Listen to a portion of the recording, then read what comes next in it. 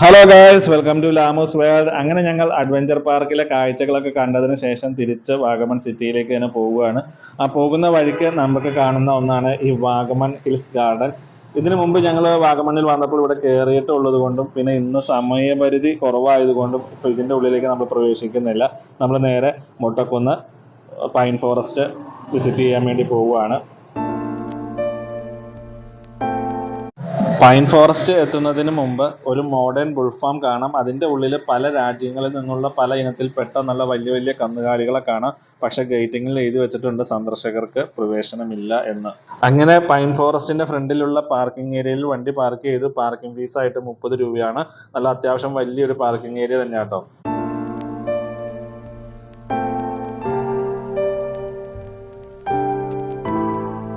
വണ്ടി പാർക്ക് ചെയ്തതിന് ശേഷം കുറച്ച് നടന്നു പോകാനുണ്ട്. നടന്നു പോകുന്ന ഇടവഴിയാണ് ഈ കാണുന്നത്. ആ ഇടവഴിയുടെ രണ്ട് സൈഡിലുമായിട്ട് ഫുള്ള് കടകളാണ്. പിന്നെ ഏത് സമയത്ത് വന്നാലും നല്ല തിരക്കുള്ള ഒരു സ്ഥലമാണ് കേട്ടോ വാഗമണിലെ ഈ പൈൻ ഫോറസ്റ്റ്.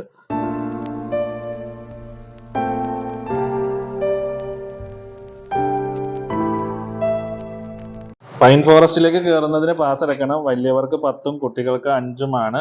അതിന്റെ ഒരു തിരക്കാണ് ഈ കാണുന്നത്. പിന്നെ ക്യാമറയ്ക്ക് അഡീഷണൽ പാസ് ഉണ്ട്, 100 രൂപയാണ്. പുറത്ത് നല്ല വെയിലും ചൂടും ആയിരുന്നു. അപ്പൊ അത് കഴിഞ്ഞിട്ട് ഇതിന്റെ ഉള്ളിലേക്ക് കയറിയപ്പോൾ ക്ലൈമറ്റ് ആകെ ചേഞ്ച് ആയി. ഒരു AC-യുടെ ഉള്ളിലേക്ക് കയറിയ ഒരു ഫീലായിരുന്നു കേട്ടോ. എന്തായാലും പൈൻ ഫോറസ്റ്റിന് കുറച്ച് ചേഞ്ചുകളൊക്കെ വരുത്തിയിട്ടുണ്ട്. നേരത്തെ വരുമ്പോൾ വഴി ഇങ്ങനെയൊന്നും അല്ലായിരുന്നു. നല്ല ബുദ്ധിമുട്ടായിരുന്നു കയറി പോകാനും ഇറങ്ങി പോകാനൊക്കെ. ഇപ്പോൾ നല്ല കല്ലൊക്കെ വിരിച്ച് നല്ല ഭംഗിയായിട്ടുണ്ട്. പിന്നെ സൈഡിൽ പിടിച്ച് കയറാനൊക്കെ ആയിട്ടാണെങ്കിലും കൈവരിയൊക്കെ കൊടുത്തിട്ടുണ്ട്. പിന്നെ കുറേ ബോർഡുകളൊക്കെ സ്ഥാപിച്ചിട്ടുണ്ട്, പലതരത്തിലുള്ള ബോർഡുകളൊക്കെ സ്ഥാപിച്ചിട്ടുണ്ട്.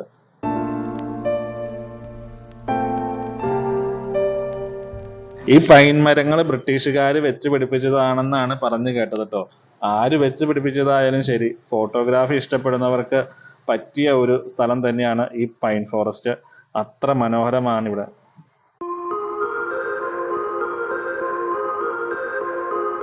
സാധാരണ ഈ പൈൻ ട്രീസ് നമ്മുടെ നാട്ടിൽ അധികം കാണാത്ത ഒന്നായിരുന്നു. North America, China, Europe, Russia അവിടെയൊക്കെയാണ് ഈ മരങ്ങൾ കൂടുതലായിട്ട് കാണപ്പെടുന്ന രാജ്യങ്ങൾ. നമ്മുടെ ഇന്ത്യയിലാണെങ്കിൽ ഹിമാലയ പ്രദേശങ്ങളിലാണ് കൂടുതൽ പൈൻ മരങ്ങൾ കാണപ്പെടുന്നത്. കാരണം പൊതുവെ ഇവക്ക് തണുപ്പ് കൂടിയ സ്ഥലങ്ങളിലാണ് ഇവ കൂടുതൽ കാണപ്പെടുന്നത്. കൊടൈക്കനാലിൽ ഇതുപോലെ ഒരു പൈൻ ഫോറസ്റ്റ് ഉണ്ട്. ഇതിനേക്കാൾ കുറച്ചുകൂടി കൂടുതൽ ഏരിയ ഉണ്ട് കേട്ടോ. എന്തൊക്കെയാണെങ്കിലും കുട്ടികൾക്കും മുതിർന്നവർക്കും ഒരുപോലെ എൻജോയ് ചെയ്യാൻ പറ്റിയ ഒരു സ്പോട്ട് തന്നെയാണ് നമ്മുടെ ഈ വാഗമൺ പൈൻ ഫോറസ്റ്റ്.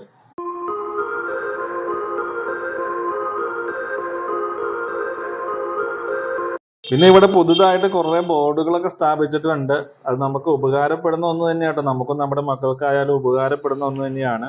കുറേ ബേഡ്സിന്റെയും ആനിമൽസിന്റെയും ഒക്കെ പേരുകളും പിന്നെ അവരുടെയൊക്കെ ഫുട് പ്രിന്റുകൾ, പിന്നെ കുറേ ഫ്ലവേഴ്സ്, അങ്ങനെ നമുക്ക് ഒരു പൊതു അറിവ് തരുന്ന ഒരു ബോർഡുകൾ തന്നെയാണ്.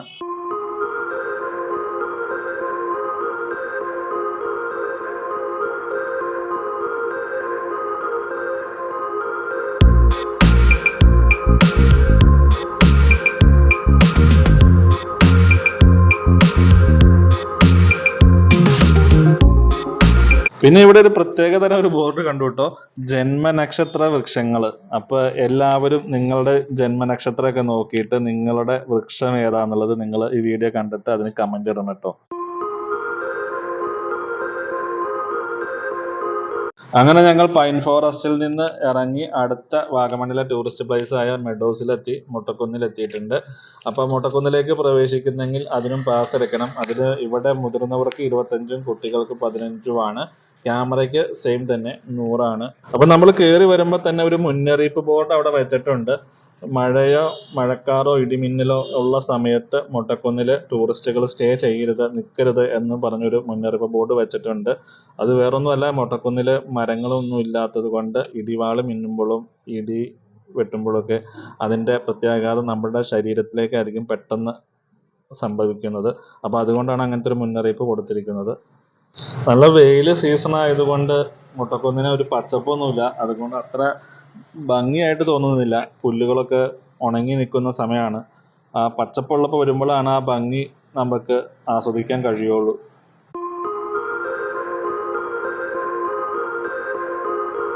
അപ്പോൾ മുട്ടക്കുന്നിലും ചേഞ്ചസ് ഒക്കെ വരുത്തിയിട്ടുണ്ട്. ഇവിടെയും അഡ്വഞ്ചർ ഗെയിംസ് ഒക്കെ സ്റ്റാർട്ട് ചെയ്തിട്ടുണ്ട്. സ്കൈ സൈക്ലിങ്ങും സിപ്പ് ലൈനും ബോട്ടിങ്ങും അങ്ങനെ എല്ലാ തരം ഗെയിംസും ഇവിടെയും സ്റ്റാർട്ട് ചെയ്തിട്ടുണ്ട്.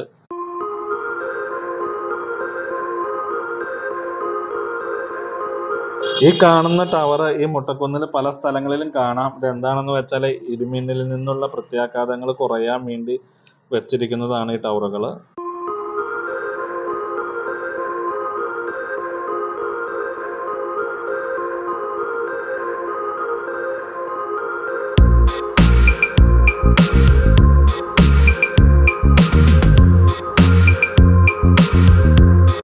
ഇപ്പൊ മുട്ടക്കുന്നിൽ വലിയ തിരക്കില്ല, തിരക്ക് കുറവാണ്. സമയം ഇപ്പോൾ 3:15 ആയുള്ളൂ. അതുകൊണ്ടാണ് ഒരു 4 മണി 4:30 5 മണിയൊക്കെ ആകുമ്പോഴത്തേക്കും ടൂറിസ്റ്റുകളുടെ തിരക്കാവും.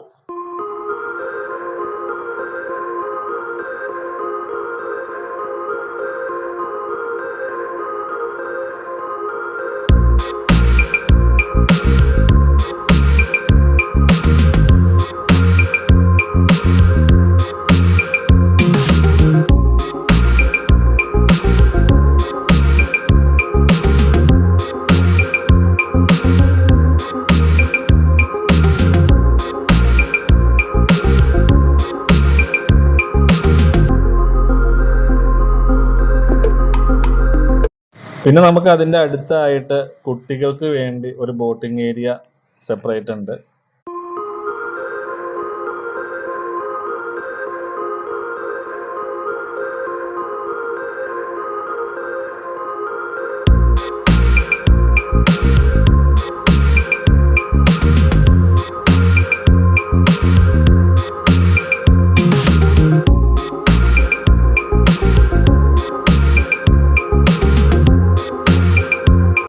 അപ്പോൾ ഞങ്ങളുടെ വീഡിയോ നിങ്ങൾക്ക് ഇഷ്ടമായാൽ ലൈക്ക് ചെയ്യാനും ഷെയർ ചെയ്യാനും, ഞങ്ങളുടെ ചാനൽ ഇതുവരെ സബ്സ്ക്രൈബ് ചെയ്യാത്തവരാണെങ്കിൽ ഒന്ന് സബ്സ്ക്രൈബ് ചെയ്യാനും മറക്കരുത്. അപ്പോൾ അടുത്ത വീഡിയോയുമായിട്ട് കാണാം. Okay, bye bye.